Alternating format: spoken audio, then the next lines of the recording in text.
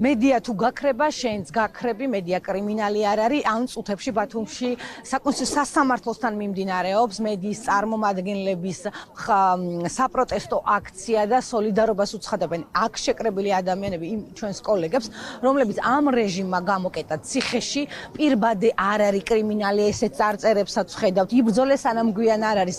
მზიას პლაკატი ბუნებრივია ამ აქციაზე არის და მზიას ცნობილი ფრაზას ბრძოლას აპირებს ყველა და როგორც აქ შეკრებილი ადამიანები ამბობენ, გამორიცხულია ქართული ოცნების რეჟიმს დაუთმონ ის ქვეყანა, რომლის არსებობისთვისაც უკვე თითქმის 1 წელია ადამიანები ქუჩაში დგანან და უსამართლოდ აპატიმრებენ იმ ადამიანებს, ვისთვისაც სიტყვის თავისუფლება არის ყველაზე მნიშვნელოვანი. ჩვენი დევნა არავისთვის არ იქნება სიკეთე.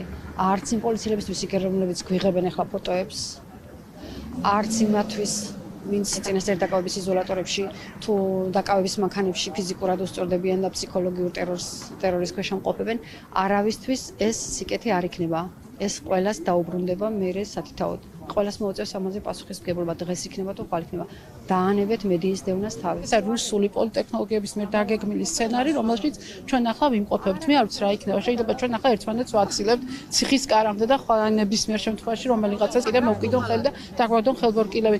ის რა ახლა მიზეზი არ ჭირდებათ, ეგ პირბადის ტარება, ქუჩის გადაკეტვა და ამ შემდეგ ფაქტია და ცხადია, რომ ეს არ არის მიზეზი, ეს საბაბია და მიზეზი არის ის, რომ უნდა გააჩერონ კრიტიკული მედია და ჩვენ უნდა ვიდგეთ ერთად და სანამ ჩვენ ეს შეგვიძლია, სანამ პატარა სივრცე მაინც გვაქვს დარჩენილი, ჩვენ ეს უნდა გავაკეთოთ. დღეს აქ რომ არ ვიყოთ, ხვალ აღარსად აღარ ვიქნებით. ძალიან მინდა ირწმუნოს ეს ხალხმა, იმიტომ რომ კითხვის დამსმელი, როდესაც აღარ არის ქვეყანაში, როდესაც კრიტიკის ეშინიათ, როდესაც განსხვავებული აზრის ეშინიათ, ეს უკვე პრობლემაა და არა მხოლოდ ინდივიდების. ამიტომ როგორც არასდროს ისეა საჭირო დღეს სოლიდარობა ჟურნალისტების მიმართ. დღეს აქ შევიკრიბეთ აჭარაში მოქმედი სხვადასხვა მედია საშუალების ჟურნალისტები, რომლებიც სოლიდარობას უცხადებთ ჩვენს კოლეგებს, რომლებიც ყოველდღიურად არიან თავდასხმის ობიექტები. როგორც გითხარით და ისმენდით, მედიის წარმომადგენლები უკლებრივ ყველა თანხმდებიან იმაზე, რომ არ შეიძლება ადამიანები ციხეში სიტყვის გამოხატვის თავისუფლებისთვის, თავისი პროფესიული მოვალეობის შესრულებისთვის და როგორც აქ მომუშავე ადამიანები ამბობენ, არ დაუშვებენ იმას, რომ ქვეყანა გახდეს რუსეთის გუბერნია.